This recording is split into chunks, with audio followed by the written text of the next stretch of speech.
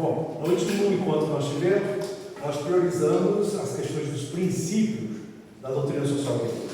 Eu achei interessante que 2 me procuraram, 3 pessoas me procuraram no cantinho e diziam: eu não sabia que você era comunista. Eu também não. Eu sabia agora. Porque o que acontece, na verdade, né? Até brinquei com ele. Eu sou dono de uma corretora de valores. Você já viu dono de corretor de valores ser comunista? Não existe, né? Mas Cristo é um só. E eu preciso ir em direção a Cristo. Eu tenho problema por ser um dono de uma corretora. Do outro lado, o comunista também tem que vir para cá. Porque nós temos que nos encontrar em Cristo. Esse é o caminho. Tanto eles como nós, ou seja, um só, porque Cristo diz, ele quer um só, né? Um único corpo. Né? Hoje, nós estamos passando por um momento, nós somos passageiros nesse mundo, né? Então, o importante é que as pessoas escutem falar de Jesus Cristo e o momento vai chegar. Eu tenho certeza que vai chegar, mesmo que seja uns 45 minutos do segundo tempo, e aí, quando o juiz levanta a placa de 2 minutos, aproveitando o tema da Copa do Mundo, né? Mas assim, a salvação ela é pessoal e transferida. É cada um com Deus. Não adianta, eu posso dar aqui um testemunho, posso ser luz, posso ser sal, mas eu não mudo a ideia de ninguém. Cada um é dono do seu nariz e Deus deu a ele o livre-arbítrio. Não cabe a mim mudar esse arbítrio de ninguém. Seja ele de um lado, de um outro, porque Cristo não tinha ideologia. A vocação de Jesus Cristo é a pessoa humana, é a criação dele, né? Ele está no estádio lá, no Maracanã, torcendo por você. Então toda vez que há um caminho errado, ele está: vai para cá, meu filho, vai para cá. Não importa o caminho que você faça, desde que seja em direção a Cristo, esse é o caminho. Alguns vão ter mais dificuldade, outros vão ter mais facilidade, etc. Mas não importa. E a gente tem que olhar sempre com um olhar humano, sabendo que ali tem uma pessoa em dignidade, uma pessoa que tem direito a falar coisas diferentes, mas respeitando o outro, né? Então sempre com respeito, amor, né? E resumindo o que o João falou, né? O João Evangelista. Às vezes perguntando a ele: João, o que você aprendeu com Jesus, João? Ele: ame-se. Não, João, eu estou falando no dia a dia, ame-se. Ame-se, ou seja, é um denominador comum, o amor, né? O amor de Deus por nós, e nós estamos aqui hoje graças a esse amor, né? Somos eleitos, né? Então, Deus não quer ninguém fora, Deus quer todo mundo junto. E por isso nós viemos agora conversar sobre uma questão que envolve economia, né? Nós vamos falar um pouquinho sobre economia, mas vamos falar um pouquinho sobre doutrina social da igreja também, do ponto de vista do que se acha dentro da economia, né? Então, o sistema que foi criado pelos homens, né? Não foi criado por Deus, a economia, né? Então, a gente sabe pela história que moeda já existia há muitos anos, milhares de anos, né? Foi uma coisa que surgiu do céu, né? E Jesus Cristo até dá a César o que é de César e a Deus o que é de Deus, né? O próprio Jesus, ele se refere à moeda, né? Então, assim, ser cidadão é cumprir os seus deveres. A partir do momento que você cumpre os seus deveres, você ajuda o próximo também, né? Solidariedade é um dos princípios da doutrina social da igreja.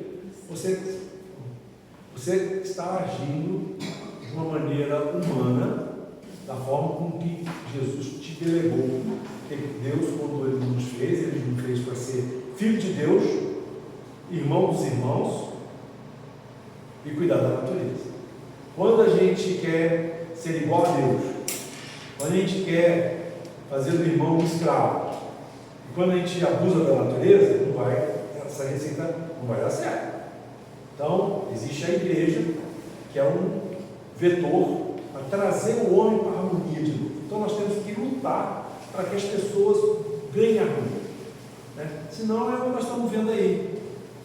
Isso sempre existiu. Às vezes as pessoas falam assim: antigamente que era bom. Não existe antigamente, sempre foi ruim. Às vezes eu dou aula de Bíblia e falo assim: ninguém vai ler, né, a parte que diz lá do Antigo Testamento, que você tem os macabeus, né? Então, quando a gente vai ler a história de Macabeu, tem que ler de dia, porque de noite dá pesadelo. Porque aquele tal de antigo quarto era uma figura para fazer inveja no Nero. Né? Então, você sempre teve essas pessoas. Né? Então, a humanidade ela vem crescendo. Né? O que a gente aprendeu, né, é de que durante esses anos todos, né, a pedagogia de Deus ela foi perfeita. Né? Então, a gente às vezes descobre coisas no Antigo Testamento, depois liga no Novo Testamento e vai descobrir que é o nosso manual de sobrevivência. A Bíblia deve estar fazendo parte da nossa vida. E ali é o Senhor, a palavra de Deus é o Senhor. Ela tem tanta força quanto a Eucaristia. Então existe a mesa da palavra e a mesa eucarística. Ambos são Deus. É Deus falando conosco. E perfeitamente, porque o próprio Jesus Cristo, ele veio e deixou o Evangelho. Não foi uma coisa que alguém foi inspirado, porque a Bíblia é inspirada, mas ali o próprio Deus veio e falou. Então, assim, a mensagem é clara, né? Quem tem ouvidos que ouçam, e nós vamos começar um pouco a falar sobre a criação do homem, que é a economia. Nós temos economistas aqui no grupo, né? E sabe muito bem que a produção econômica tornou-se uma preocupação central. Então, tudo hoje, né, está ligado à produção. Então, se a pessoa produz, ela é útil. Se não produz, ela é descartável. Né? Então, isso não pode ser um princípio, um descarte. Pelo contrário, a inclusão. Ontem eu estava conversando com uma pessoa que a gente tem uma empresa e falou assim: aquela pessoa não tem perfil, vou demiti-la. Então, você vai arrumar um perfil para ela. Aqui na empresa nós temos 120 lugares, você vai arrumar um lugar para ela. Não vai demitir, não. Por quê? Porque as pessoas não querem ter trabalho. As pessoas não querem ter esforço. Né? Então, assim, todo mundo é útil. Nós temos que encontrar um lugar para a pessoa. E realmente existe a questão do perfil, mas não é descartável. Né? Existe lugar para todos nesse mundo. Esse barco é um barco para todos. E Deus fez assim e a gente tem que brigar para que seja dessa forma. O crescimento econômico é a principal medida para julgar o progresso. Então, é um erro que se comete confundir desenvolvimento com progresso econômico. Uma coisa é você buscar o progresso, né? A evolução. Né? Outra coisa é você dar qualidade de vida para a população. Né? Então a gente não pode nunca dormir tranquilo quando hoje aqui em Brasília nós temos a renda per capita maior do país e temos um sol nascente, que é a maior favela a céu aberto do país, e temos os mais ricos em termos de classe média, né, do país, a maior renda per capita. Então nós vivemos essa realidade aqui no Brasil. Essa realidade é nossa. Então, se quiser experimentar, a gente não adianta ir muito longe, não. Então, no nosso lado, a gente já tem essa situação. E aí entra a questão exatamente da gente poder trabalhar a melhoria disso aí. Jesus não chama você para ser um herói. Ele te chama para ser cristão. Né? Eu vou dar a vida, se tiver que dar a vida, dá. Mas não é isso que Cristo quer. O Cristo quer o seu testemunho em todas as áreas que você atua. Seja profissional, seja na família, principalmente na família. Eu sempre coloco, se a família não fosse importante, Deus não escolheria dividir uma família. Então a família, ela tem um sentido importante. E nós, como cristãos, nós temos que valorizar isso. E na primeira dificuldade, abandonar o barco? Não. A primeira dificuldade é crescer. Eu, há 42 anos, faço parte da equipe de Nossa Senhora. Né? Eu casei e entrei nas equipes. E eu brinco com a Márcia desde o início, porque eu acho muito bacana, porque o Reino Cristo é igual a equipe, em termos de outros congressos de discurso. Então tem um lá que é dever de sentar. Então a gente tem que, eu e ela, sentar junto com Cristo. Então eu lembro, no início eu falava com ela as coisas, eu falava, não gostei do que você falou, eu falei, não estou falando com você, estou falando com Cristo. Então estou conversando com Cristo, dá licença, estou com ele aqui. Se não gostou, passei. Então a coisa foi evoluindo de tal forma que Cristo se faz presente na nossa vida. Mesmo que ela não goste que eu fale, nem eu gosto do que ela fala, né? Cristo faz presente na nossa vida. E eu disse, Deus nos dá a graça, nós estávamos numa certa viagem que a gente fez lá para a França, eu resolvi assim confessar. Né? logo no início da minha conversão e tal. Aí eu falei, vou escolher um padre russo, porque se eu falar bem, não estou entendendo nada. Ele vai me dar absolução, eu estou livre, né? Aí tinha uma bandeirinha amarela lá, que era da Europa Oriental, eu falei, aquele ali que eu vou. Né? Então que eu sentei, comecei a falar, o bicho era moçambicano, falava português melhor que eu. E ele entendeu tudo que eu falei. E aí ele me deu uma bronca, e começou a me dar um sermão de quase uma hora. E depois ele falou assim, você vai buscar a tua esposa e falar para ela, você tem um desejo. E ela vai te pedir o desejo e você vai fazer esse desejo. Eu falei, caramba, poxa, só me confessar. Aí eu cheguei para ela, falei, bem, ela, onde você estava? Não sei o quê. Eu tinha subido uma hora. Né?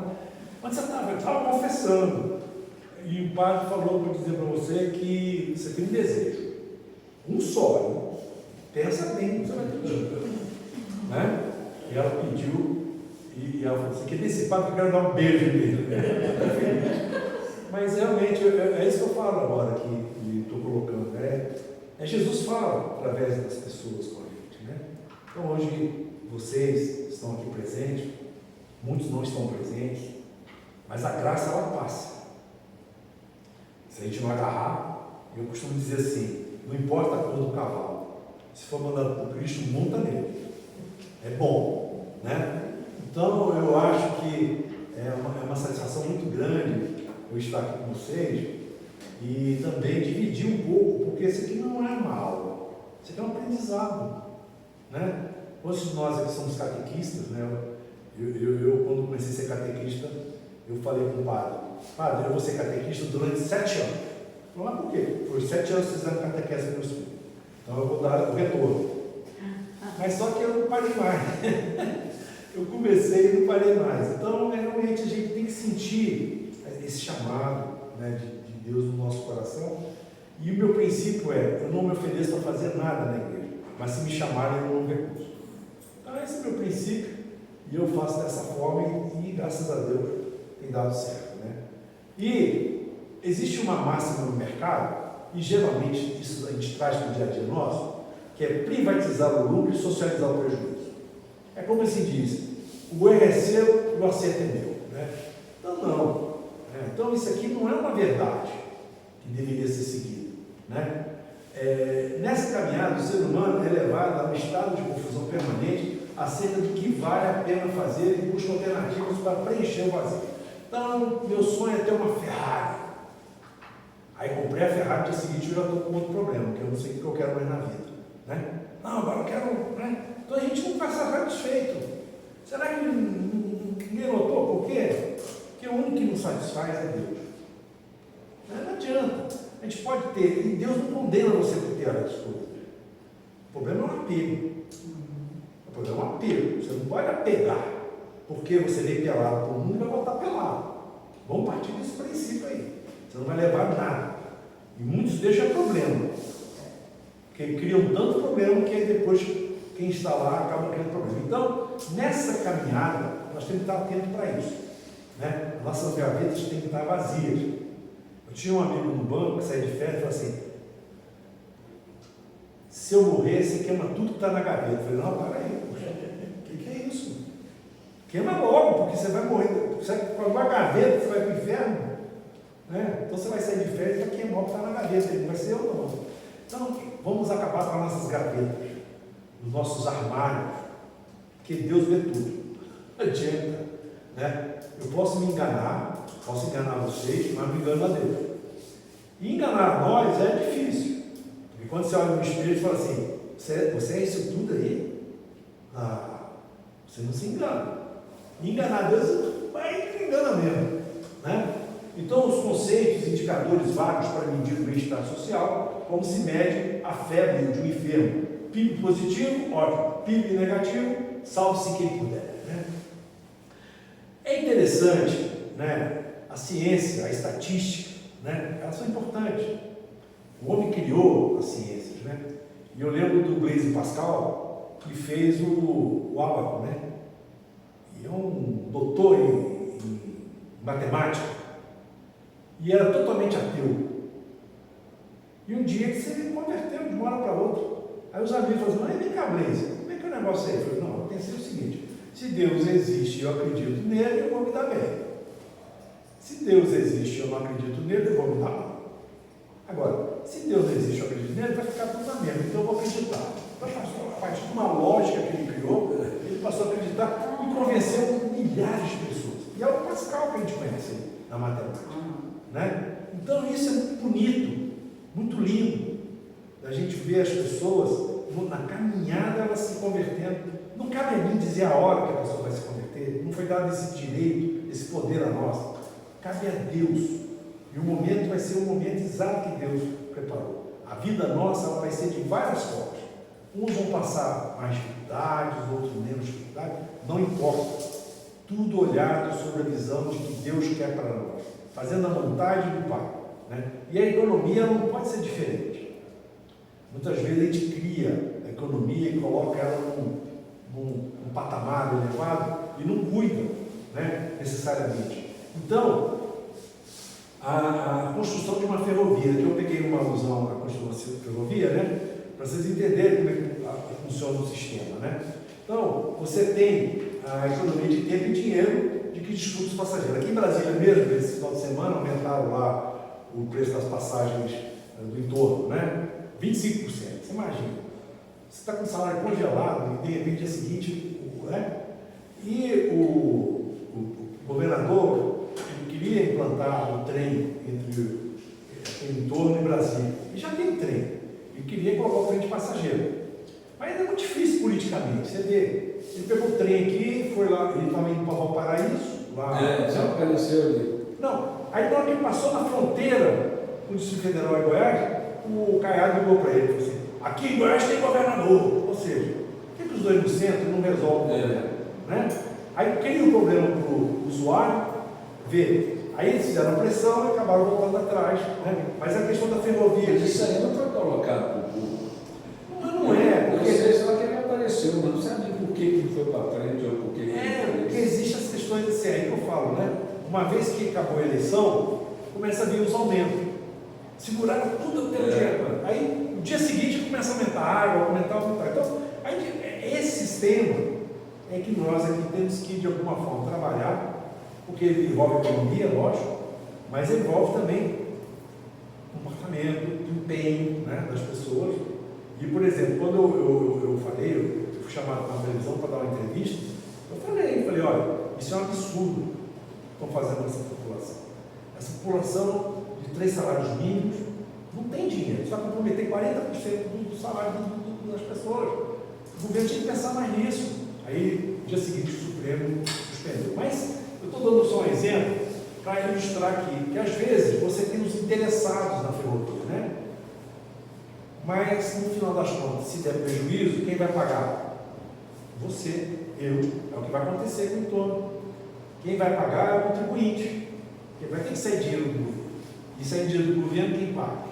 Você não está usando o ônibus, você não tem interesse, mas você vai pagar por isso. Então, assim, antes que a conta chegue para você, tome a iniciativa de você ir lá e, de alguma forma, atuar positivamente. E é isso que eu vejo aqui entre nós, né, essa força da gente poder fazer isso. E muitas vezes a pessoa diz assim, mas a igreja está ausente. Eu falei, e você onde estava? Você é a igreja. Se a igreja está ausente, é porque você não estava lá. Aí a pessoa fala, porque a igreja somos nós. A igreja não tem aquele sujeito determinado que a gente aprende no português, né? Do jeito determinado, não é você, meu filho. Aqui, ó, você tem que estar atuando. Então, esse exemplo, para vocês entenderem como é que funciona a economia, é assim: você tem de um lado as empresas, do outro lado tem as famílias, né? Então, as famílias consomem, as empresas produzem e vendem para as famílias. As famílias com salário, elas consomem. E esse ciclo, ele funciona, mas entra um terceiro ali, que é o governo, que vai viver de impostos. Então, os dois lados pagam impostos e o ciclo se complementa economicamente. Então, o que a gente vê é isso. Então, quando fala em déficit público, nessas coisas, é tudo uma questão de evolução da responsabilidade. E corrupção não é coisa de ideologia. É tanto do lado como corrupção é uma questão de comportamento. Né? Porque eu ganho pouco e você corrupto. Não. Né? Então, assim, não existe uma justificativa que você possa dar. E a corrupção, realmente, eu tive no Canadá, uma cidadezinha pequena, né, que aqui no Brasil nós temos muito, e eles resolveram juntar 4 cidades e formar uma cidade só. Então, dispensaram 3 câmaras legislativas, 3 prefeitos, e hoje a cidade tem uma universidade, tem um hospital. Eu falei, isso tudo já aconteceu no Brasil também, né? Que é o inverso. Mas é um processo, né, que a gente pode ver em que exige um comprometimento, né? Esse comprometimento, em muitas situações, e a gente tem exemplos aqui até do Bacurinho, né? Você tem um bom amigo, por exemplo, né? É um colégio que ajuda, né? Indiretamente. Você tem bancos, o Banco da Providência, né? Lá no Rio de Janeiro, tem aqui também um banco, ultimamente também, eu acho que o atual cardeal suspendeu a atividade dele, mas ensinar a pescar. A nossa atitude tem que ser ensinar a pescar. A gente ajuda, porque tem um momento de sobrevivência, né? A gente pode deixar a pessoa morrer. Depois ensina a pescar. Eu já trabalhei em vários projetos em que a senhora lavava a roupa no rio, atendia 3 famílias, tinha que pegar acompanhada no rio. Então eu consegui construir um captador de água para a casa dela, né? Com alguns recursos, e hoje ela atende 12 famílias, e com a renda que ela obtém dessas 12 famílias, ela consegue pagar o empréstimo que vai ajudar outras famílias a fazerem a mesma coisa. E assim vai crescendo. Parece que é pouco, vai se multiplicar, isso dá resultado, né? Então eu estou colocando isso porque essa questão da privatização do lucro é uma coisa presente no mercado financeiro, né? A pessoa olhando para o umbigo dela. E aí nós temos que fazer o diferencial nesse mercado. Então a lógica econômica, né, e a gente continuando aqui, o mercado fracassa e o faz em um sentido específico e previsível. Então a gente está vendo o que está acontecendo, né? A essência da economia utópica, que é livre mercado. Então, essa questão do livre mercado, ela é importante, a concorrência, né, não se descarta. Mas desde que você não ultrapasse os limites de respeito às pessoas. Isso é fundamental, né? Existe o direito da pessoa, o direito a uma boa educação, uma boa habitação, né? Então isso tudo aí a gente tem que olhar. É lógico que eu estou falando uma coisa aqui que pode parecer utópica, mas é o que é correto, né? A utopia ela existe porque a realidade ela acaba se mostrando de outra forma. E a gente realmente tem que ter uma visão. Essa visão que nós vamos discutir aqui agora é uma visão que a igreja defende, não é a visão que o César defende. E o César vai defender o que a igreja defende. Então eu vou buscar caminhar nesse sentido. Mas do ponto de vista da sociedade, quem equilibra os custos sociais com os benefícios sociais? Então, se cria uma hidrelétrica. Maravilha, né?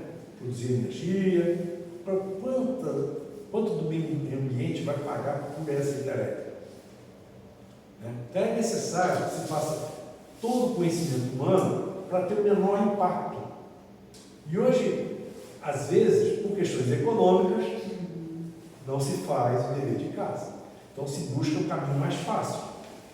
E aí você cria o que nós estamos vendo aí, né? Ontem mesmo teve uma tempestade em São Paulo, né? Todo mundo viu as notícias, né? Túnel entupido, né? Gente subindo no bueiro, né? Porque a natureza, ela também ela não tem assim. Se você não pensar como o homem tem capacidade de pensar, a natureza vai cobrar. Ela vai cobrar. E isso aí é tudo, se vocês olharem, obra humana. É obra humana. Talvez você fale assim, mas naquele tempo não tinha essa tecnologia. Não tinha, mas a gente evoluiu também, né? E por que não aplica? Questões econômicas. Às vezes faz lá mais e menos, né? E fala, não vamos por aí, vamos para o caminho mais certo. Então a lógica econômica, os mercados não surgiu de uma hora para outra, né? que a gente conhece como mercado aí, que vocês estão acostumados a ver, demorou a surgir. Lá na Idade Média se fazia muito escambo, né? De produtos. E aí alguém teve a ideia de montar um banco. Então montou um banco lá na feira, né? E ali começou o que a gente conhece hoje como banco. Foram lá na Idade Média, porque antigamente era a troca de produtos, né? Existia moeda, existia, mas era uma elite, não era assim o povo, né? E tinha toda uma estrutura feudal também, né? Escravos, né? Que a gente sabe, coisas assim bastante, que hoje, nesse aspecto, pode ter tido uma evolução, né? Mas não é no mundo inteiro. A gente sabe que em certos locais do planeta ainda rege comportamentos da Idade Média. A gente sabe disso. E o que fazemos para mudar isso? E agora, no nosso ambiente, né? É como aquele indivíduo que está para morrer e fala assim: quando eu era jovem eu queria mudar o mundo. Ah, beleza. Aí depois eu fiquei um pouquinho mais velho, eu vou mudar a minha cidade. Então, vou mudar a minha cidade. Aí não consegui. Aí fiquei mais velho, vou mudar meu bairro. Eu não consegui. Vou mudar minha rua. Não consegui. Vou mudar minha casa. Não consegui. Vou mudar minha esposa. Não consegui. Eu descubro no final da vida, eu tinha que ter mudado a mim mesmo. Entendeu? Então, a lógica é essa. Já que eu tenho que me transformar, me transformo agora. Não preciso esperar morrer. É como a gente fala no batismo, né? As pessoas falam assim: ah, você é batizado, então eu vou perdoar todos os pecados. Você é batizado só depois de velho. Não, filho. Mas tem a graça, né? Você está perdendo. Então, tudo isso faz parte, que vocês estão vendo que eu estou colocando, do comportamento humano. São coisas que podem ser mudadas. E Cristo veio para mudar mesmo. As pessoas queriam jogar carta de banana para ele, mas ele não caía. Queriam jogar ele no abismo, não caía, porque ele tinha a verdade. Ele agia ao lado da verdade. Então esse é o grande ensinamento, né? Não tenha medo da verdade. Se você tiver que morrer pela verdade, que morra, mas você vai estar em Deus. Isso que é importante, né? E a economia, o homem foi gradualmente aprendendo a respeitar algumas regras. Então, como no direito, né? Você cria, o direito geralmente copia a realidade. Então as leis, elas tendem a seguir a comunidade. Mas toda lei é correta? Nem sempre. Nem sempre, né? Então, do ponto de vista de lei, a gente vai dizer o seguinte: a lei foi feita para ser cumprida. Né? Não estou falando para ninguém desrespeitar a lei, não. Mas existem os legisladores que podem aperfeiçoar, né? Então, muitas vezes, a gente fica de uma forma engessada e não sabe que a gente pode mudar, porque as regras foram criadas pelos homens. Essas regras foram criadas pelos homens, né? As regras econômicas. E muitas delas não são justas, né? E a gente tem que ter essa consciência. O homem tropeçou no método de eficácia ímpar na conservação da atividade humana. Então, aquilo que eu falei de que o homem quis, de alguma forma, dominar o outro homem, torná-lo escravo, né? E foram criando regras que beneficiavam a ele próprio, não a comunidade. Então, a gente tem que ter essa preocupação e pensar o seguinte: o que Deus me fez, tá bom? O que eu preciso para sobreviver? Eu preciso tomar uma aguinha, né? Comer alguma coisinha de vez em quando. Preciso mais do que isso. Então, quando as pessoas chegam para conversar comigo sobre endividamento, né? E a pessoa está endividada, eu falo: gente, você está vivo, graças a Deus. Você está com saúde, graças a Deus. Então, vamos tocar a vida. Esquece esse negócio, vamos tentar, de alguma forma, valorizar o que você tem. Então, cuide da saúde, e o resto a gente vai conseguir. Porque depois que você perde a saúde, depois que você perde, aí vai ficar difícil. Mas enquanto tiver vida, né? Isso eu falo para minha mãe lá, né? A Cecília conhece a minha mãe lá, né? A minha mãe, ela está cuidadora, com cuidado, tudo, né? Mas eu falo assim para meus irmãos: enquanto eu cheguei na mamãe, né? Ou seja, é muito bom, né? Então, isso que a gente tem que valorizar, esse relacionamento, né? Chegar em casa, agarrar o cônjuge, agarrar os filhos, dizer que ama, beijar muito, porque é isso que vai ser levado, é a caridade. Não é os 15 imóveis que você tem, os 200 carros, isso é bonito, né? Mas para quem? Bonito para quem? E eu duvido que a pessoa em sã consciência vai ficar, tu é bom merda, meu irmão. Não, só os faraós, né? Mas do ponto de vista de ensinamento de Cristo, né, esse desapego é muito importante. Quando a gente olha a economia, a gente começa com um desapego, porque você não vai ter problema. Né? Se você for querer olhar, tem que ter patrimônio, aí vai ser difícil. Né? Aí vem as teorias. Né? Então, aqui eu coloquei algumas. Tem o Adam Smith, que é um dos pais da economia, e, por incrível que pareça, ele era protestante. Aí tem o Ricardo, David Ricardo, por incrível que pareça, era protestante, e ligado ao judaísmo. Aí tem o Stuart Mill, que era assessor da Rainha Vitória, que era protestante. Ou seja, a economia, ela foi feita pelo... O que é dominante é o protestantismo. Então, ele acabou de alguma forma, a igreja ficou lá preocupada durante anos com relação à Bíblia. Então, nós vemos até a Bíblia em casa no Concílio Vaticano II, porque a de inverno, então, fala, é importante. Mas até então, era meio distante. E, geralmente, a gente só decorava o Salmo 90. Por que é o Salmo 90? Você sabe? Porque era da Bíblia. A mamãe abria a Bíblia para enfeitar a casa, porque era o Salmo 90, entendeu? Então a gente só conhecia o Salmo 90. Estava enfeitando lá, sabe? A metade da Bíblia era o Salmo 90. Então, a única Salmo que a gente conhecia é o Salmo 90. Então a Bíblia, ela foi entrando na nossa vida e hoje toma uma dimensão totalmente diferente do que era lá para essa época. E o protestante, né, que vem com o famoso Max Weber, que estabeleceu a questão da religiosa, né, e ele dominou esse período. Então, o que acontece? Eu quero dizer com isso. A igreja só entra em 1893 com a regra novada. E é o Leão XIII que dá início ao que nós somos hoje, doutrina social da igreja. Então a igreja, ela veio nesse período todo, tentando de alguma forma a reforma protestante, a igreja combater, tal, não sei o quê, e deitaram de lavada na questão da economia. Né? Então tudo isso que nós vamos ver aqui, ó, teorias formais sobre o comportamento de indivíduos. Marshall, tem a questão do plano Marshall, que a gente sabia que era um plano de guerra, foi adotado. Depois também tem a teoria da utilidade, né, que é o Wallace. Depois tem o Pareto também, com os mercados facilitam o negócio reciprocamente vantajosos. Então, são tudo teorias que explicam a economia, mas, por si só, não são donos da verdade.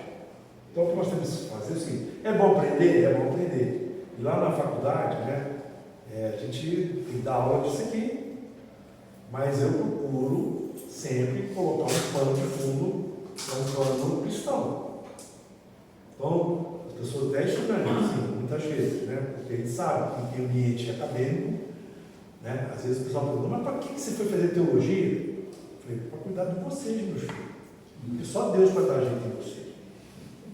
Eu vou tentar aprender um pouquinho. Agora, eu fiz teologia porque o nível lá em casa ficou muito elevado, né? A Márcia fez e ela começava a me corrigir muito. Eu falei, eu vou fazer porque... Né? Então, nós dois fizemos teologia, mas é lógico que não foi por isso que eu fiz teologia. Foi pelo chamado de Deus. E realmente, muitas dúvidas que eu tinha na minha vida, eu resolvi através do conhecimento de Deus. Né? E a vida é muito boa. E eu estava comentando com a Márcia, a minha filha está morando em Toulouse, eu fui visitá-la, e eu não sabia que os restos mortais de São Tomás de Aquino estão lá. Um dia, passando pela cidade, eu vi lá um convento lá, falei, legal, vamos entrar aqui. Eu perguntei para o vigia, o que tem aí dentro? Ele falou, os restos mortais de São Tomás de Aquino. Eu falei, não, cara, eu estou falando sério. O que tem aí dentro? Pô, eu nunca podia imaginar, né, que eu ia estar de frente com o meu grande mestre em teologia, né? Por que eu estou falando isso? Porque meu pai, uma vez no meu aniversário, chegou com uma caixa desse tamanho em casa. E meus irmãos tudo com inveja, né? Por que o papai está dando tudo certo, né? Aí o pai chega, e abre uma caixa e me deu o assunto teológico todinho. Sério? Aí ele disse assim para mim, eu quando era novo, eu queria ter assunto teológico, eu não tinha dinheiro. Então agora eu comprei para você, né? Então assim, você vê que sim, só pode ser Deus, não é? Então, Deus vai agindo, é para eu ler, né? Alguma coisa. Então, me ajudou muito. E eu fui estar de frente para o São Tomás de Aquino, né? Rezei por todos lá, rezei por nosso movimento, porque realmente é uma graça. Você sabe muito bem que ele destruiu a suma teológica toda, né? E ele teve um entrou em êxtase, teria visto o céu, e diz, ó, tudo que eu escrevi não vale nada. Aí, graças ao assessor dele, que é santo também hoje da igreja, você não vai estragar não, vai deixar a suma aí, né? Vou lembrar o nome do santo aqui. Mas essa lógica econômica que nos leva a esse tipo de conhecimento e essa conversa que nós estamos tendo aqui, esse bate-papo, ela realmente precisa, de alguma forma, ter uma visão crítica. Né? Nem tudo, né? Diferentemente da Bíblia, do Evangelho. Né? Algumas atividades têm um valor social que excede o valor privado. Então, nós temos que olhar o ganho, que a economia é uma ciência social. Obviamente, ela tem muito a ver com matemática, com estatística, mas não perdeu a essência dela. Então, a economia, ela gera instrumentos, ela não gera valores. Os valores são humanos. Então, tem que ter em mente esse lado positivo. O que eu falo afeta o seu bem-estar. O que você faz afeta o meu. Então, nós temos que ter a exata noção de que nós vivemos em uma comunidade que o mal, que a gente aprendeu isso na própria teologia, né? O pecado, ele acaba criando um mal social. Né? Você é perdoado. Então, eu amo o pecador e detesto o pecado. E Santo Agostinho dizia, quer ser igual a Deus? Detesta o pecado. Porque nisso a gente consegue ser igual a Deus, sem detestar o pecado. Porque Deus detesta o pecado. Né? Oferta abundante afeta preço para baixo. A quem interessa? Né? Então, a gente viu essa crise da gasolina, a gente viu a crise dos alimentos, né? Às vezes o alimento estragando lá e a pessoa segurando para manter preço alto. E as pessoas morrendo de fome. Né? Isso tudo é uma lógica que não vai dar certo. A gente está vendo aí. Né? Vai levar o homem à destruição. Então, a partir do momento em que a gente caminha na direção da solidariedade, da ajuda mútua, né? É como diz os apóstolos, né? Vejam como eles se amam, né? Eles partilham o pão. E, mais uma vez, eu citar a equipe de Nossa Senhora aqui. Ela fala, a mística da equipe é, se você tem, coloca. Se você não tem, tira. E ninguém vai passar necessidade, né? Então, isso na época da guerra, quando foi criada, a Segunda Guerra Mundial, a equipe foi criada nessa época. Então, os casais franceses passavam muita fome e outros tinham alguma coisa. Então, eles tinham uma estante que eles botavam os alimentos que sobravam em casa e quem precisava ia lá tirava e ninguém morreu. Né? Então, isso é chamado de partilha. E essa partilha, os apóstolos faziam difícil, né? E é o que Jesus mais fazia. Você nunca viu Jesus sentar numa mesa sem fazer uma oração. Né?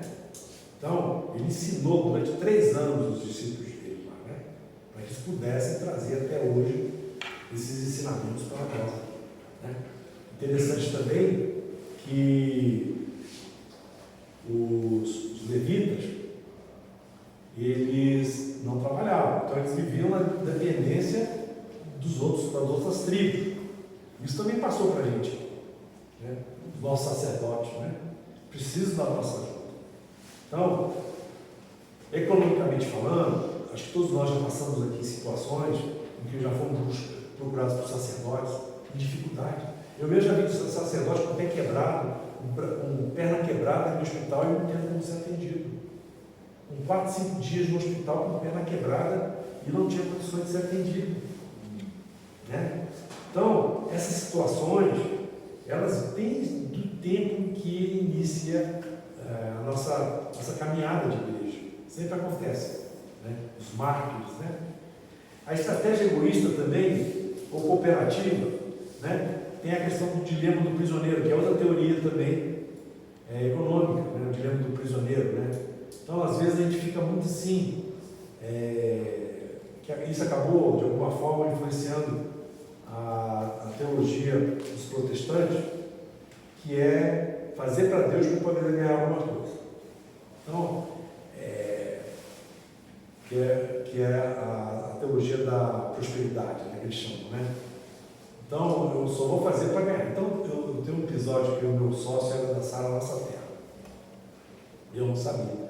Eu vi ele rezando a Bíblia, achava bom, né? Pô, o cara tem Bíblia, né? Mas na hora que ele começou a interpretar a Bíblia, não está certo, não. Sem interpretação. Aí eu comecei a entrar na conversa e vi logo que ele não era da Igreja Católica. Aí eu falei assim, eu não quero ter um sócio da Sara. O que eu faço?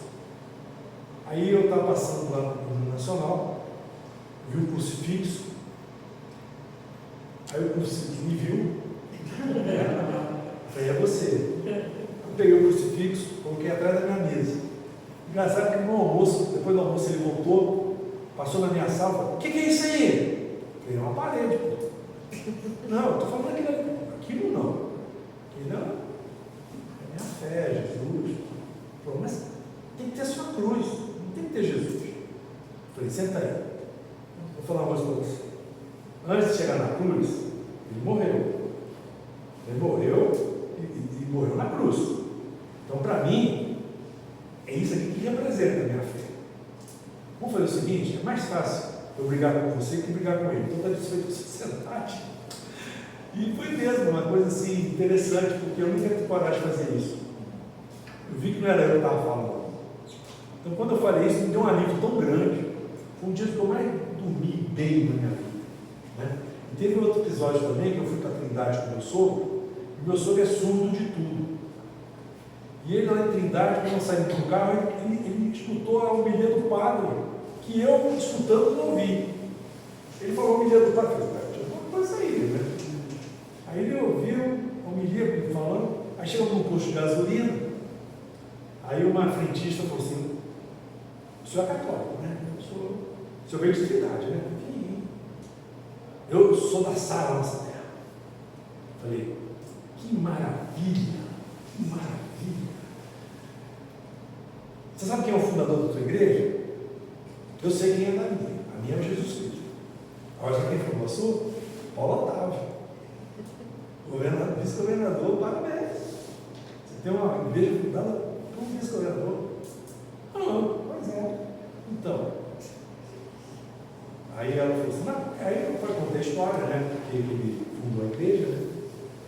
E quando eu voltei lá outro dia em Trindade, ela se converteu para a católica. Né?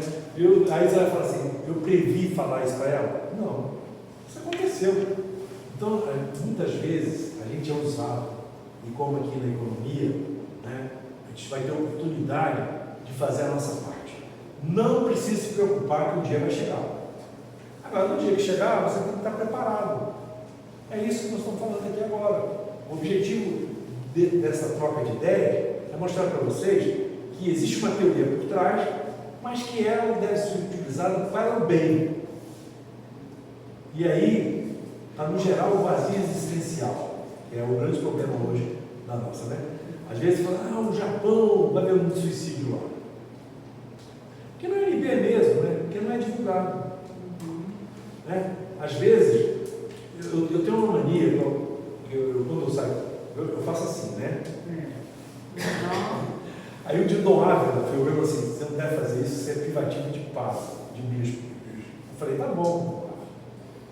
Aí o Dom Ávila me pegou um flagrante lá, que eu estava no avião, aí um amigo meu do banco subiu, fiz assim para ele, eu já falei para você não fazer isso, né? Falei, então tá bom, eu não vou fazer. Mas lá na NB, quando eu saio da sala de professores, Falei assim, então tchau para vocês, hein? Aí a professora disse, eu não quero que você me bença. Eu falei, eu não estou te benzendo, minha amiga. Estou só me despedindo, de uma forma carinhosa. Mas não quero esse carinho, não. Eu falei, então tchau para você. Não vou te benzer. Mas, o que aconteceu? 4 dias depois, eu fiz assim para ela, né? 4 dias depois ela veio falar comigo para eu conversar com a filha dela. Estava tentando suicídio. Então eu fui pensando assim, poxa vida, né? A gente não sabe quando vai ser usado esse negócio.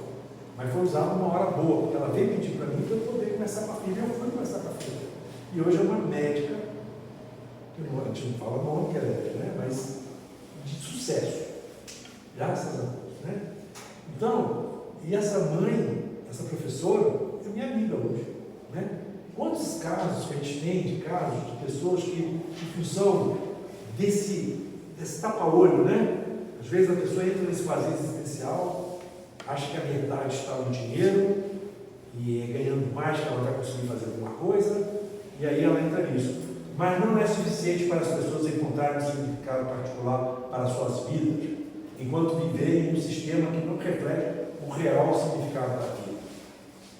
Então Jesus, ele não quer saber se você é rico, se você é pobre. Ele quer saber o seguinte: se eu te chamar, você vem?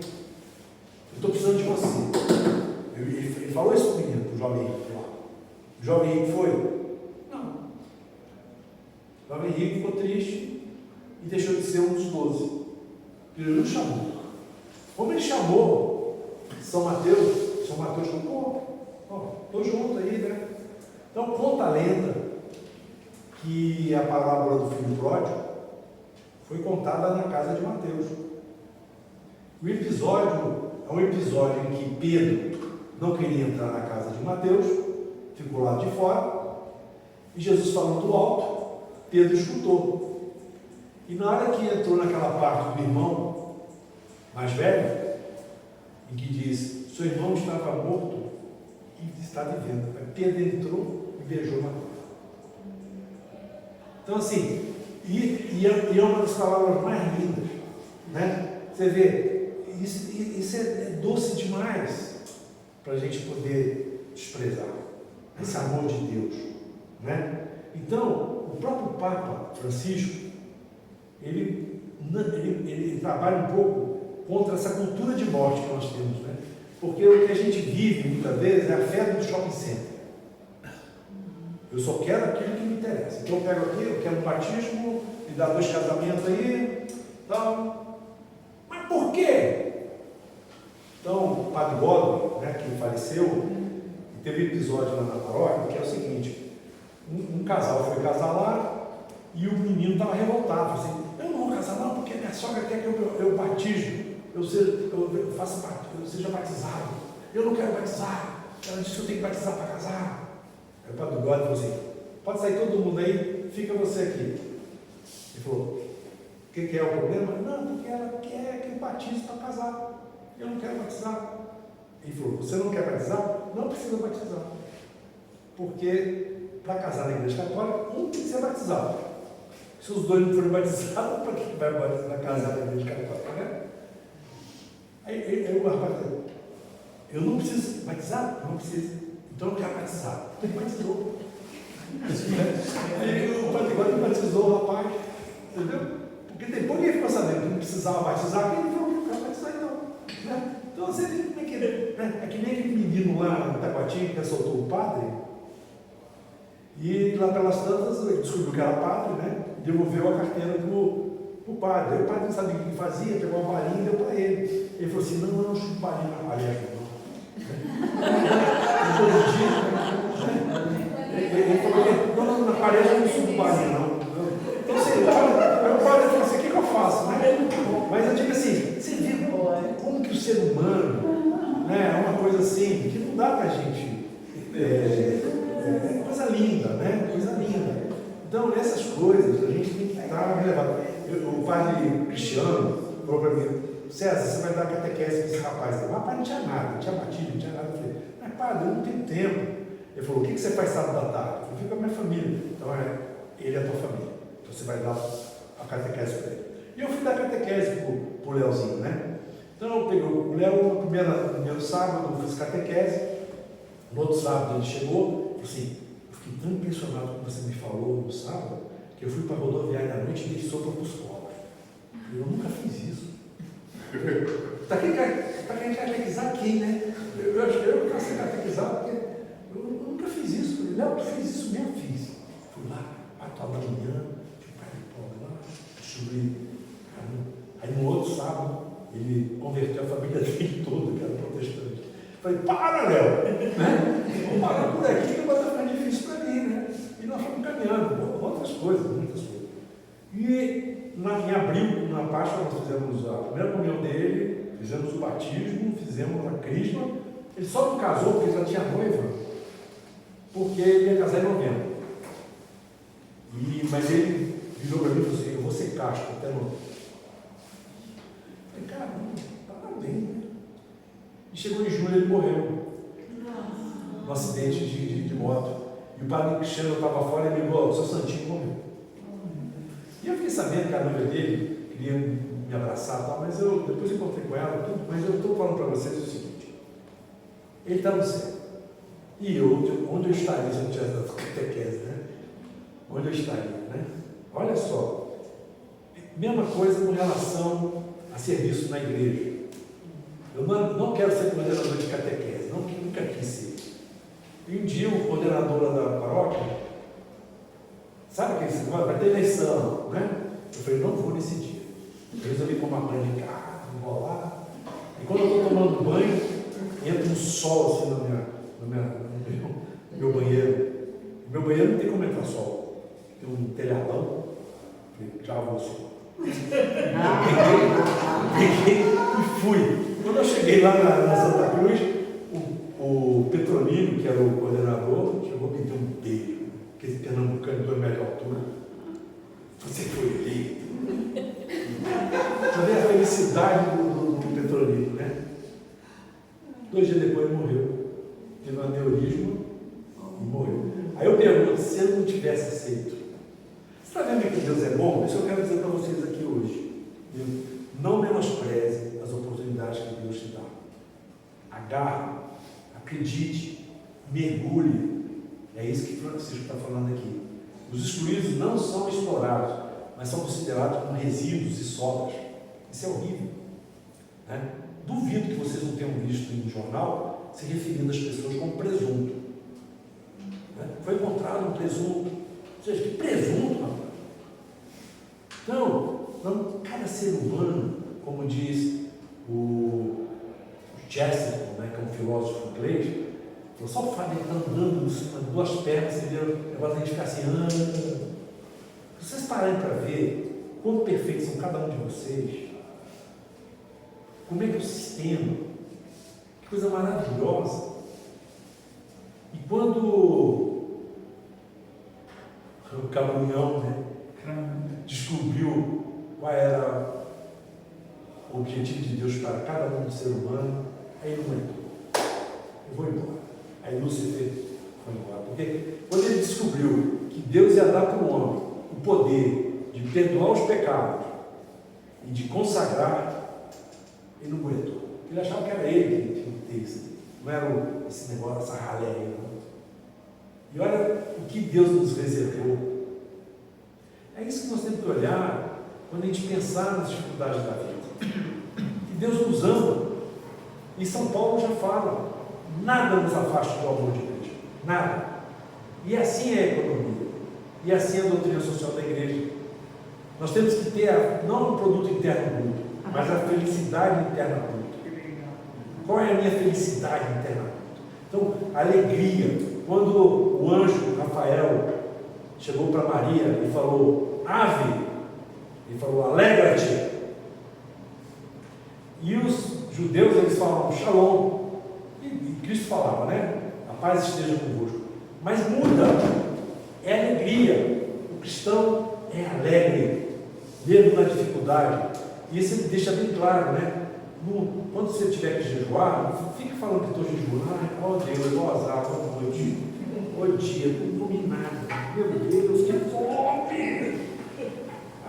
Não é sim, vai lava o rosto, se perfuma e vai dizer que glória a Deus, né? O ser humano, como peça de uma engrenagem, acaba sendo uma cultura despertável. E não é despertável. Tanto é engraçado porque você já observava. Quando a gente quer dizer que a pessoa precisa de um treinamento, precisa fazer algo, qual o termo que a gente usa para ela? Reciclar. O que é reciclar?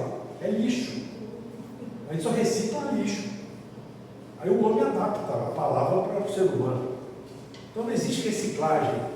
Que nem eu falo assim, olha a sua postura aí, Cecília. Estou chamando de galinha. Porque a única coisa que tem postura é galinha. O ser humano não tem postura. Mas está entendendo? O ser humano vai adaptando. Né? Então a gente vai criando coisas e se iludindo. Né? E tenham em mente que a língua portuguesa é uma das línguas mais belas, o privilégio de ter nascido nesse país e falar português. É a única língua em que, além da saudade, né, que nós temos, é o muito obrigado.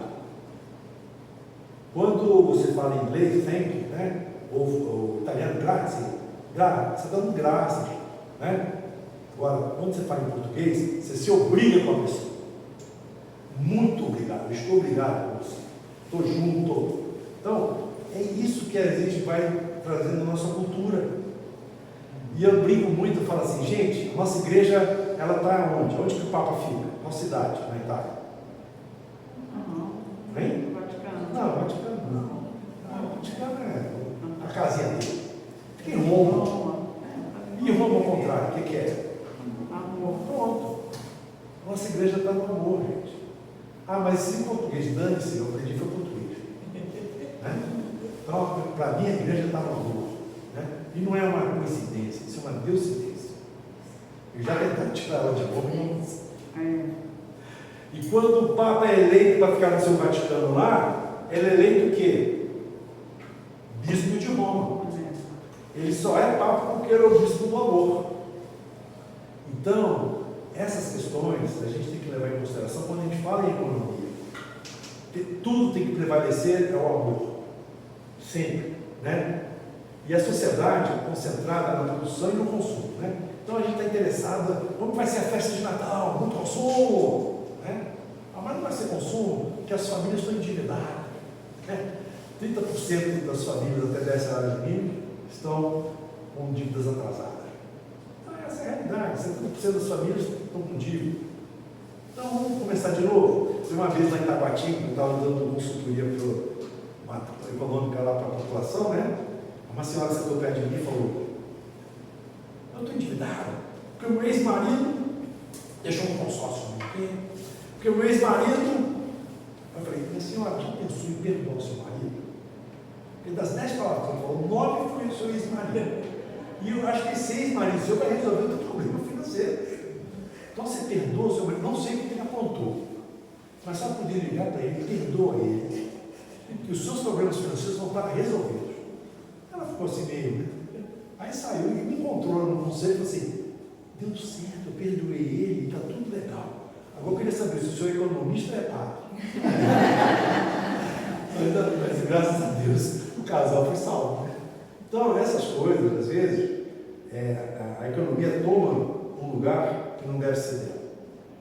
Então a família, ela está em primeiro lugar. Qualquer que seja a dificuldade, né, não justifica nunca você trocar o sacramento do matrimônio por uma aventura. Então, uma vez que você deu sim, é lógico que às vezes eu falo isso porque talvez eu tenha encontrado uma pessoa maravilhosa, né? Eu dei sorte, né? Mas não é sorte, é deucidência, né? Que eu costumo dizer, quando eu conheci a Márcia, foi um grupo jovem lá da Maria Auxiliadora, que eu quis pegar na mão dela lá do Pai Nosso, a irmã não deixou, a irmã Ana Maria, que eu esqueço mais o nome dela, né? E eu fui encontrar com ela uns 4 anos depois. Aí começamos a namorar, aí fui apresentado para o meu avô falou assim, vem cá, como é que chama o seu avô? Aí eu fui descobrir que ela era da mesma cidade minha, que o avô dela era amigo do meu avô. Aí ela fala assim, gente, eu estava escrito isso, né? Então, se a gente for pegar a vida da gente, é cheio dessas coisas, né? Que é importante a gente ter essa questão do pecado social também. Isso se torna ainda mais irritante quando os excluídos vêm crescer esse câncer social que é a corrupção. Então, aqui eu já falei ali atrás, que a corrupção não é uma questão ideológica. Né? Então ela acontece. Né? Eu mesmo passei por vários momentos, né? Do cara colocar uma mala de dinheiro para mim aqui e eu não aceitava. Eu sabia que era uma mala de dinheiro. Eu tentando, virei para ele e falei assim, não, eu não tenho dinheiro para comprar uma mala dessa bonita, não. Não, essa mala é sua. Eu falei, não é minha, você que trouxe aqui. Aí ele estava insistindo muito, eu chamei e falei, fulano, leva ele junto aí a mala dele. Né? Mas é complicado, porque uma vez que você botou a mão ali, você virou cúmplice. Aí você depois vai ficar com aquele drama, e aí agora? Ou seja, o importante é falar, não, vocês podem me demitir sem justa causa, por justa causa vocês não me demitem não. E assim vai, chega em casa e dorme. Mas Deus é muito bom, porque Ele não vai te deixar só. É isso que eu acho que a gente tem que colocar na cabeça. A gente dá 2 passos para trás para ganhar 4 para frente. E vai assim. E esse pecado social, ele é muito perigoso, né? Porque você, às vezes, não vê a contaminação dele, né? E tem uma coisa que me deixa irritado, nem é questão econômica, mas qualquer mal que se faz para uma criança. Isso aí realmente me deixa doente. Eu preciso pedir a Deus para que me dê a graça de perdoar. Porque realmente, para mim, uma coisa que mais me marcou na minha vida foi aquele bandido que pegou a criança e arrastou no cinto de segurança. Ai, meu Deus. Até hoje eu sou isso. Até hoje em casa, quanto pode chegar ao ser humano, né? Mas a gente tem que pensar um pouquinho acima disso. Né? O progresso tornou o mundo inevitavelmente menor e os seus problemas mais globais. Então, hoje a gente fala assim, aqui está subindo aqui porque lá na Europa, porque na guerra, né? Então não existe mais Piraúba, né? Não existe mais Rio Pomba, né? Existe tudo global, né? É uma aldeia global que a gente está inserido. Para se poder apoiar um estilo de vida que exclui os outros e desenvolver-se uma globalização da indiferença. Né? Eu tive a oportunidade de estar na França agora, e a gente sabe muito bem que a França teve um programa de estrangeiro aceitando as pessoas que eram das colônias, né?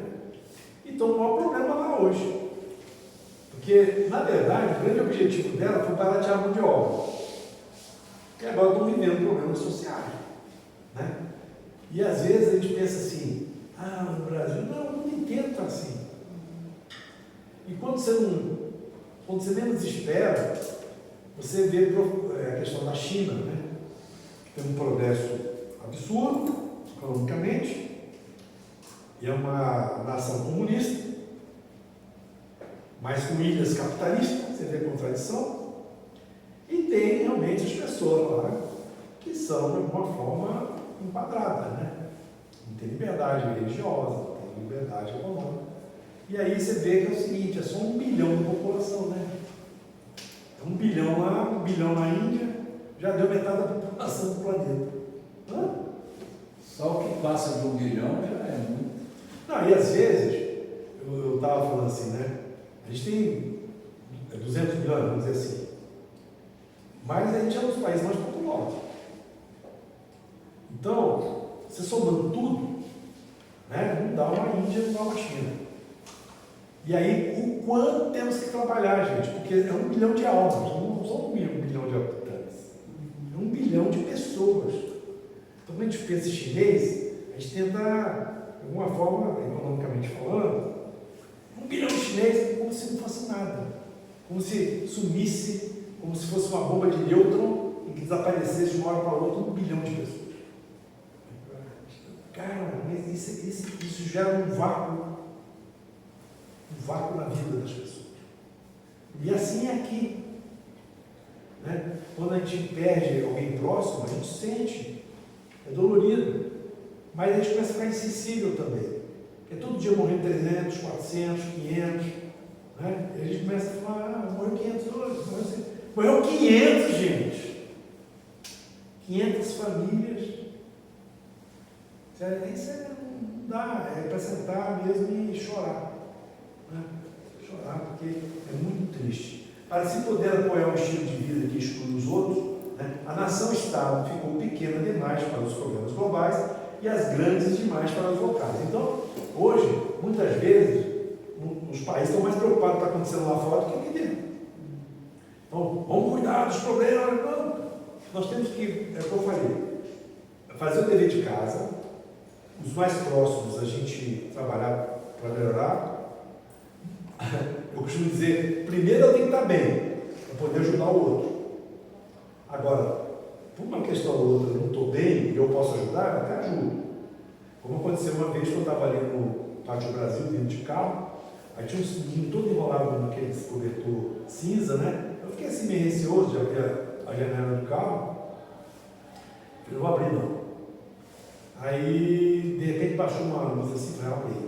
Aí eu abri. No que eu abri, fui pegar dinheiro para dar para ele, falei, não quero seu dinheiro.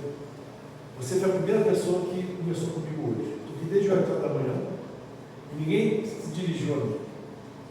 E você foi o primeiro. Aí eu parei o carro, falei, desci do carro, falei, toma aqui, vai comer alguma coisa, você deve estar com fome. E eu falei assim, obrigado, Jesus Cristo. Porque essas coisas a gente tem, às vezes, tem que cair de cavalo, como Paulo caiu, para a gente poder acordar. Porque começa a acontecer grande coisa na nossa vida, a gente vai ficando indiferente.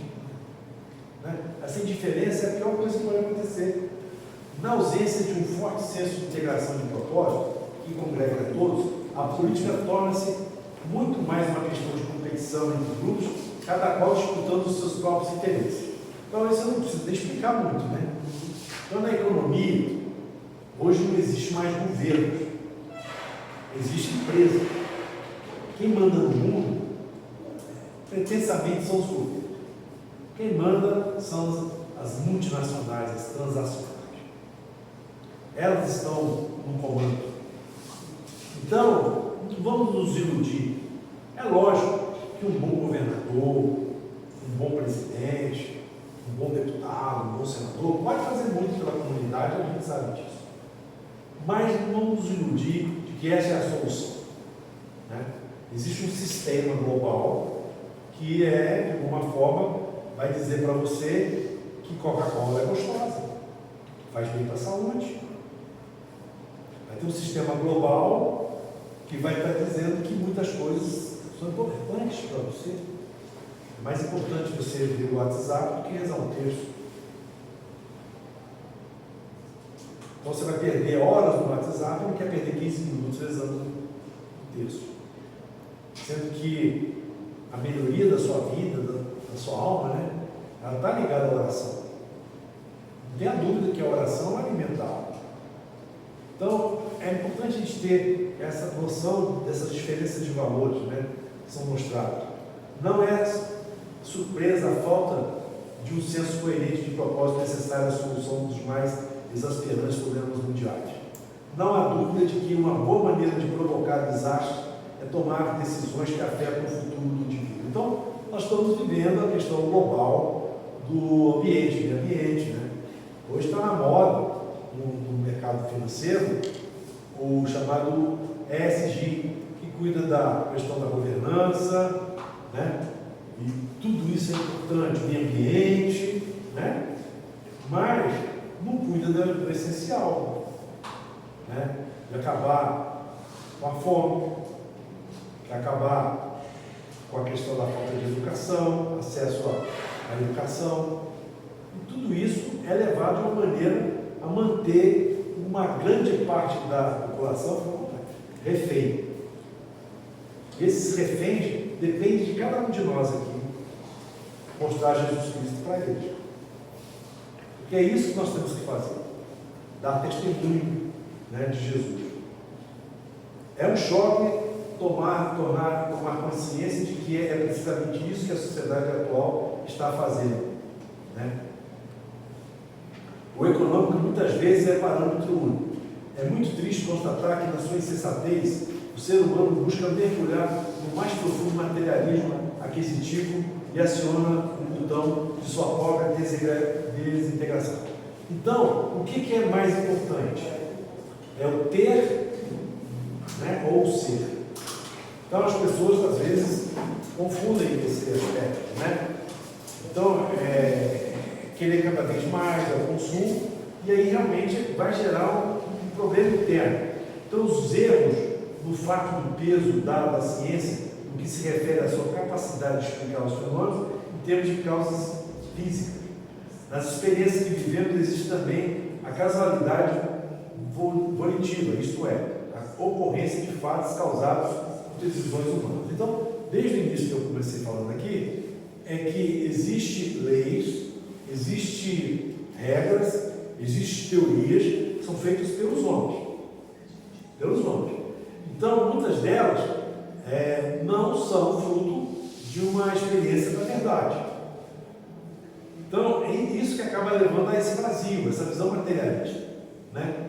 Uma das consequências desse tipo de ciência, que defende uma visão de mundo materialista e a evolução aleatória das espécies de vida, foi a erosão dos alicerces religiosos. Então, aqui começa, né, o iluminismo, né, na história da humanidade, e a questão econômica, ela permeia tudo isso aí. Ela permeia as grandes navegações, as conquistas, o ouro, né? Não respeitava a cultura, né? Índio bom é índio morto, né? E aí vai, por aí. A predominância da visão de mundo materialista, né? Que eu já comentei, a alienação também com relação à natureza, e como resultado agimos como o nosso próprio ninho e colocamos em perigo os próprios sistemas de sustentação da vida. Então hoje existe uma consciência, pelo menos existe um grupo que tem uma consciência ambiental muito rica, mas que não consegue levar adiante. Você viu a COP agora, aconteceu no Egito, né? Eles não conseguiram fechar um entendimento comum, porque é verdade, ninguém quer ceder, todo mundo olhando para o umbigo. E o que acontece? Socorro, né? Então, a vida fica sem significado e não tem valor, né? E aí o ser humano, e qual é o alerta da igreja? Se quer espaço, trabalha pela justiça. Então, é um grande ensinamento que Paulo VI nos deixou também e que faz parte da doutrina. Então, a paz não é uma coisa assim que deve ser simplesmente colocada numa prateleira, tem que ser praticada, né? Então, esse conflito da Ucrânia lá, a gente vê quantas pessoas estão morrendo assim, de uma maneira próxima a gente, né? No nosso tempo. E são irmãos, são povos irmãos, fazem parte da mesma farinha lá. Então lá brigando, né? E aí não vai ter condição de levar há um bom tempo, né? E não tem objetivo comum muitas vezes, né? Estamos alienados uns dos outros porque a noção de um compromisso de grupo em torno de objetivos comuns está debilitada. A gente não pode tratar a vida como se fosse uma disputa, né? Como se fosse uma luta de gladiadores, né? Onde vai ter um vitorioso. Na guerra todo mundo perde, a verdade é essa. E a gente aprende na economia, existe aquela questão do negócio do ganha-ganha. Se o meu parceiro não ganhar, eu não ganho também. Então, a ideia é que todos ganhem, e é possível fazer isso. Onde é que a gente aprende isso no Evangelho? A multiplicação dos pães, né? Não foi assim? É tudo vida. Mas não foi multiplicado? Quando reina a fraternidade, o amor, a caridade, se multiplica os outros. Isso foi provado por Jesus. E ele não precisa muito longe, não. Eu podia passar a noite toda contando casos que foram multiplicados de forma maneira. E vai ser multiplicado na vida de vocês. Por quê? Porque Cristo deve estar presente. Cristo é a prioridade. E por estarmos profundamente confusos a respeito do nosso próprio ser, estamos alienados de nós mesmos. O dinheiro deve servir e não governar. Então, a primeira regra importante. Quando a gente pensar em economia, a gente tem que usar todo o nosso conhecimento para melhorar a vida das pessoas. E, de alguma forma ou de outra, poder contribuir. Né? Eu digo mesmo, por exemplo, hoje eu faço parte, por exemplo, de algumas entidades. Né? Umas eu não sou remunerado e outras eu sou remunerado. Mas, seja remunerado ou não, eu sempre vou procurar agir com os olhos. Quando eu vou participar de uma reunião, o que Jesus faria nesse lugar? Então, ele põe no lugar de Jesus, no sentido de... e como eu faço esse exercício? Toda noite, quando eu estou com dificuldade de dormir, o primeiro lugar que eu penso é a última ceia. Não sei porquê. Eu penso na última ceia, aí eu vou olhando cada cara de cada apóstolo. Aí quando eu olho para Jesus, cai no dia seguinte. Quando eu olho para Jesus, eu durmo. Aí eu penso assim, gente, é uma coisa interessante. Aí quando eu chego nas reuniões também, eu falo. E às vezes a gente não quer dormir, a gente não quer, e eles colocam a gente lá. Aí já que é para fazer, eu faço, né? Aí já que eu estou ali, né? Então a última que botaram foi no Conselho Fiscal, presidente do Conselho Fiscal desse instituto que cuida do Hospital de Câncer. E aí eu já cheguei lá já botando algumas coisas, né? Não que esteja errado, mas eu posso contribuir para melhorar. Mas eu convido a cada um de vocês a fazer uma visita ao hospital. Comovente. Comovente. Você vê aquelas crianças, né? Ali é uma lição de Jesus, de Cristo. A criança com câncer olhando para você, rindo, né? Então, assim, é uma experiência de céu, sabe? Então, é isso que Deus quer para mim. Eu vivo essas experiências, né? Para que eu possa me aprimorar. E vocês também, né? Aproveitem essas oportunidades que vão surgir na vida de vocês, né? Porque a economia não é tudo. A vida é além da economia. Quando analisamos as questões da desigualdade, né? E aqui, gente, não é uma questão ideológica, né? Se existe necessidade, tem que ajudar, tem que encaminhar, né? Uma observação mais profunda das origens e implicações da atual crise mostra com nitidez que o que está realmente em jogo é o direito de as demais culturas sobreviverem no planeta. Então, existe uma necessidade de domínio, né? Para quê? Para quê? Todos nós somos frutos de uma única origem, que é Deus. E temos que caminhar em direção a isso. O lastro nosso é um lastro comum. A igreja nos convida a relacionar uns com os outros, de modo a fazer desaparecer as acusações de imperialismo e reconhecer o nosso lastro comum de humanidade, objetivo, necessidade, esperança. Então aqui entra uma coisa importante, quando a gente fala igreja, eu não estou falando especificamente do presidente da CNBB, eu não estou falando do meu pároco, estou falando de você. Tinha o bispo lá de Nova York, chamado Chipton, ele falava assim, eu conheço centenas de pessoas que não gostam da igreja católica. Agora eu conheço milhares de pessoas que não gostam daquilo que ela pensa que é a igreja católica. Uma vez eu fui para o Canadá participar de um protesto contra o aborto. E eu falei assim, poxa vida, não tem aquele negócio que a gente assina aí, que a gente não pode participar de uma manifestação, senão a gente vai ser jubilado do país. Aí o Marcelo disse, é besta, vamos lá. Foi, né? Aí chegando lá na pracinha, eu nunca fui tão xingado na minha vida. Só passava do ônibus xingando. Então você vê como é.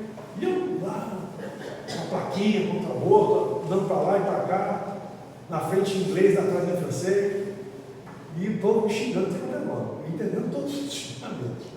Aí eu resolvi rezar o rosário, no meio da praça. Aí demos as mãos, assim, essa coisa lá, foi acalmando, começaram a chegar outras pessoas. Aí chegou até um canadense lá, que cantou uma música em português para mim, que minha mãe cantava. Eu fiquei com vergonha, eu não sabia a letra. Que era, encosta a sua cabecinha no meu ombro e chora. E ele todo carinhoso comigo lá. Eu falei, gente, Nossa Senhora, é letra. E vai assim por aí, tá, gente? A Miriam foi fazer pós-graduação lá no Canadá. Um dia me liga e fala assim, pai, arrumei um emprego aqui. Pai, que legal, meu filho. vou plantar árvore. Eu falei, porra. A gente gastou dinheiro, tudo para aprender e plantar árvore. Não, minha filha, é muito importante. No Canadá, plantar árvore vai ser diferente. Né? Não, parabéns, plantar árvore. Aí desliguei o telefone, fui lá na Nossa Senhora. É isso aí, oração. Plantar árvore. É isso que ela quer. Mas tudo bem, se é isso que você quer, Nossa Senhora, vai ser. Cara, no dia seguinte, a minha filha me liga, saiu outro emprego para ela, uma empresa que ela queria, de tecnologia, uma posição boa. No dia seguinte, aí você fala, né? Levei um tapa aqui, né? E vai por aí. E é isso que eu falo para vocês, senão eu vou passar a noite toda contando essas histórias aqui, e eu não vou terminar a apresentação. Então, o Érica também com o som ali, eu já vou terminar, fica tranquilo. Tem crise, né? É que ontem a festa foi até. Eu estou sabendo, eu estou só vendo o termômetro aqui. Mas. Você está virando mais um chinês. Arigatou, mano. Nossa origem, agora está chegando no final. A nossa origem e o nosso destino é um só, é Deus. Deus é o nosso destino. Não podemos nos deixar levar simplesmente pelas estruturas e conceitos equivocados de progresso que nos fazem perder o contato com a verdadeira essência de ser e nos fazem escravos do ter. Teve uma determinada vez que um determinado padre e confiou 12 rapazes para eu orientar espiritualmente. Mas vocês não têm ideia do que cada um passava. Realmente eu fico morrendo de raiva desse padre. E cada um tinha um problema, que eu não vou contar aqui, né, porque não estou autorizado. Mas, depois de um ano e pouco, eu virei para o padre e falei, não perdi nenhum daqueles que você me confiou. Estão todo mundo hoje na igreja, pais de família, né? E eu tenho certeza que Deus age na vida de cada um deles. E eu não quero nenhum reconhecimento, gente, o importante é isso, tá? A gente não deve fazer nada para ter reconhecimento de ninguém. É eu e Deus, né? A gente tem que fazer por Deus. Eu estou colocando isso para vocês porque é importante a gente saber que existe realmente a possibilidade de mudar esse mundo. O mundo depende realmente de uma presença firme do discípulo de Cristo, né? E se tem alguém que me anima, é lógico, o meu padroeiro é o São João, não sei qual que saiu ontem lá, você vai me falar depois. Mas São João Evangelista é o meu padroeiro, mas só que eu sou apaixonado em São Paulo. Eu vou confessar para vocês, realmente, quanto mais eu estudo São Paulo, mais eu fico, porque o homem era bom, aquele pecador, perseguidor de cristão, né? E o que ele falou depois nas cartas dele é de uma maravilha, de uma riqueza. E olha aqui, gente, ele conviveu com Cristo. Como é que o homem sabia daquilo? Ele não nega uma palavra do Evangelho. Como? Né? Então Deus é o nosso destino único, né? É preciso vencer os preconceitos. Então a doutrina social da igreja nos coloca esse desafio. Eu tenho muito preconceito, gente. Eu vou confessar para vocês. Mas eu tenho uma santa do lado que me corrige toda hora. Mas eu sou bem preconceituoso mesmo. Eu sou. Deve estar no DNA, não sei lá o que é, né? Essas coisas italianas. Talvez alguma coisa assim. Mas a Márcia é firme. Ela não deixa eu desviar uma coisa. Você está sendo preconceituoso, porque eu estou mesmo. Aí eu volto atrás, né? E quanto mais preconceituoso eu sou, mais Deus me dá tarefas para trabalhar no preconceito, né? E eu vejo isso, realmente isso aqui, né?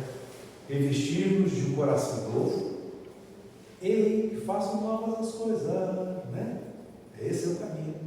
As coisas já estão aí, mas eu vou procurar fazer novas as coisas, sempre, né? E de fortalecer o ser e que nos leve ao ter compaixão e amor pelo próximo e que nos faça participantes bem-aventurados do progresso da consciência humana rumo ao destino transcendente e comum a todos nós, que é Deus. Então, gente, concluindo o nosso encontro de hoje, eu queria colocar, como eu comecei falando aqui, eu não posso colocar minha fé no meu pároco, eu não posso colocar minha fé no meu bispo, minha fé tem que ser em Jesus Cristo. Todos os movimentos da igreja são cristocêntricos. O único que é mediador dele é Cristo. É o único que não vai levar a Deus. Nossa Senhora é o exemplo de santidade, mas ela vai te levar a Cristo. Porque quem vai te levar a Deus é Cristo. Então, eu coloco para vocês que a grande economia da vida da gente é a cruz. A cruz é o grande celular que te liga a Cristo. Eu tive essa experiência num sonho. Quando o padre falou que ia ter uma vigília, que ele arrumou os 45 minutos do segundo tempo, faltando 2 minutos para terminar o tempo, vai ter vigília hoje.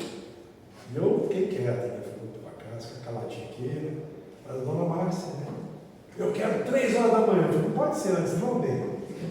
Meia-noite, 6 horas, mas 3 horas, no meio do sono. Eu não vou, não. E aí nós fomos para casa, deu 2h30, ela acordou, eu acordei também e falei, você tem coragem de ir nesse? Eu falei, do diabo mesmo. Eu tenho coragem de ir nesse negócio de vigília? Que coisa mais inseguro, está de madrugada, você está correndo risco. É a mais gentil, né? Foi.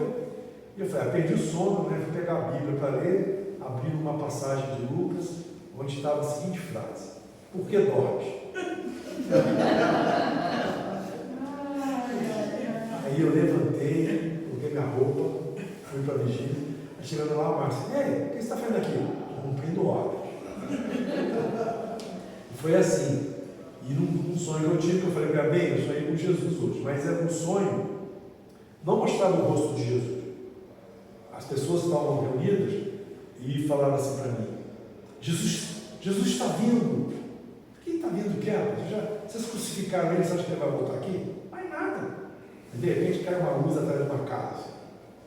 E o povo começa a fazer uma fila indiana, aquele corredor polonês. E eu vou lá, né?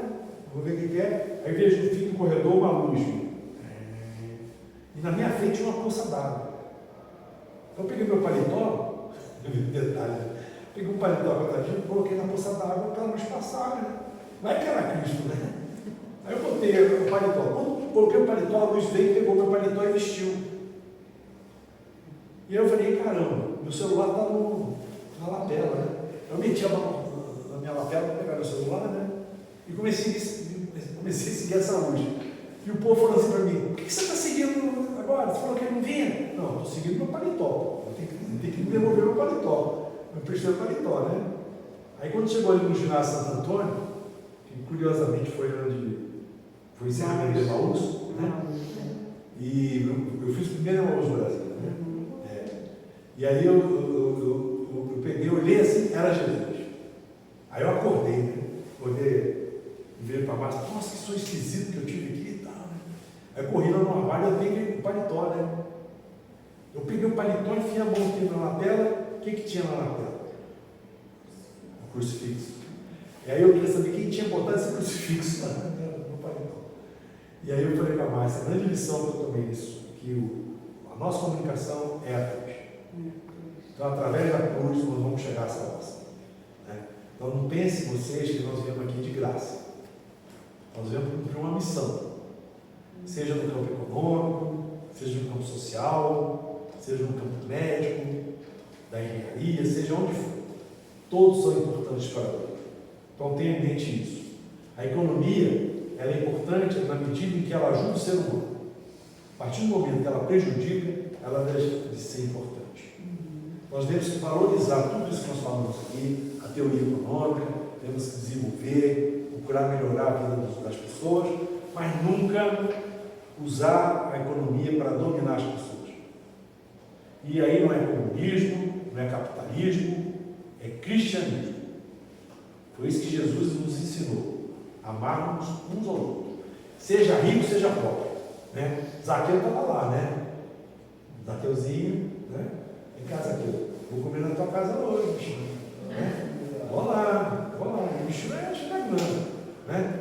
E Jesus discussão de coisa não. A samaritana estava no poço lá. O samaritano era o maior inimigo dos judeus na época. E Jesus estava batendo um papo com ela, eu sabia da vida dela. E se tivesse que escrever tudo que Jesus fez, não ia ter biblioteca no mundo que ia caber. Então, o que está na Bíblia é o essencial. Então, pode ter certeza que muito do que eu falei aqui hoje, eu só tirei da Bíblia. Toda a doutrina social da igreja é baseada na Bíblia. Todo ensinamento da igreja é magistério, tradição e sagrada escritura, mas é importante que a gente tenha isso em mente, que nada é inventado pelos homens, é tudo de Deus. Então é isso que nós vamos levar hoje, né? Quando vocês estiverem em sonho hoje à noite, vocês passam a ver a última ceia, A luz. né? Aí se vocês enxergarem Jesus, manda um abraço para ele. Nessa luz é difícil, esse sonho da luz é difícil. Então muito obrigado. Desejo a todos que a gente tenha tido um bom bate-papo, né? Não foi o objetivo da gente, não é aula isso aqui, né? Porque eu espero encontrar vocês outras vezes e que a gente possa realmente debater. Se tiver alguma dúvida que vocês queiram saber, estou disposto a tirar dúvidas. Se não houver, a gente encerra o encontro.